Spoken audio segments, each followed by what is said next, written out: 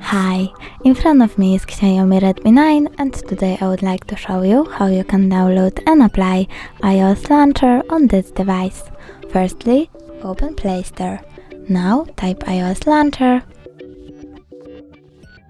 and download this app from this developer. Open it.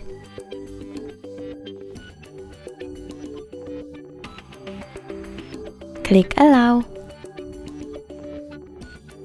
and tap Home button. Choose iOS launcher and iOS launcher again. Click Got it. As you can see, iOS launcher was successfully applied. Thanks so much for watching. If you enjoyed this video, smash that like button, comment and subscribe. Bye!